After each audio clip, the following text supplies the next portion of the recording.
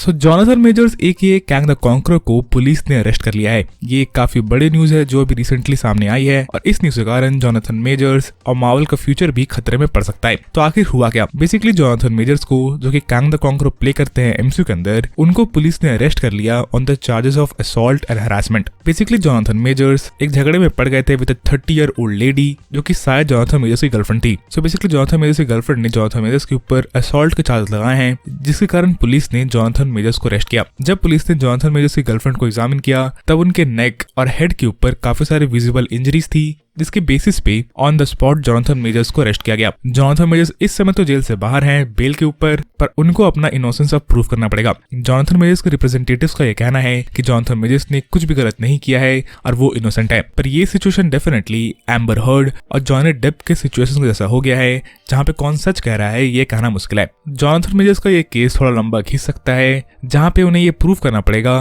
कि वो गिल्टी नहीं है। पर इस सारे स्कैंडल के थ्रू जोनाथन मेजर्स ने मार्वल स्टूडियोज को भी एक टफ स्पॉट पे डाल दिया है, क्योंकि मार्वल स्टूडियोज ने जोनाथन मेजर्स पे काफी बड़ी बेट ली है और मार्वल स्टूडियोज ने जोनाथन मेजर्स को अपने फेज 4 और फेज 5 का बिग बैड बना दिया है, यानी कि कैंग द कॉन्करर बना दिया है। और Jonathan Majors Kang the Conqueror कम से कम हमें कैंग डायनेस्टी तक तो देखने को मिलेगा ही इन मल्टीपल मार्वल प्रोजेक्ट्स। तो अगर ये केस जोनाथन मेजर्स के अगेंस्ट चल जाता है तो ये जोनाथन मेजर्स को तो मुश्किल में डालेगा ही, पर ये मार्वल के फ्यूचर को भी मुश्किल में डालेगा, क्योंकि डिज्नी एज अ कंपनी काफी ज्यादा स्ट्रिक्ट है और वो कोई भी नेगेटिव पीआर नहीं चाहते हैं। तो मुझे नहीं लगता कि अगर जोनाथन मेजर्स गिल्टी साबित होते हैं तो डिज्नी उन्हें तब भी एम्प्लॉय करेगी। हमने देख के देखा कि डीसी ने एजरा मिलर को एम्प्लॉय करके रखा है उनके इतने सारे कांडों के बाद भी, तो ऐसा हो सकता है कि डिज्नी भी जोनाथन मेजर्स को एम्प्लॉय करके रखे उनके इस स्कैंडल के बाद भी, क्योंकि डिज्नी / मार्वल ने भी जोनाथन मेजर्स के ऊपर एक काफी बड़ी बेट ली है और वो रैंडमली जोनाथन मेजर्स को रिकास्ट नहीं कर सकते हैं। पर जैसा कि मैं आपको बता रहा था कि डिज्नी इन सारे स्कैंडल्स को लेके काफी ज्यादा स्ट्रिक्ट है, जहां पे उन्होंने जॉनी डेप को भी पायरेट्स की फ्रेंचाइज से फायर कर दिया था,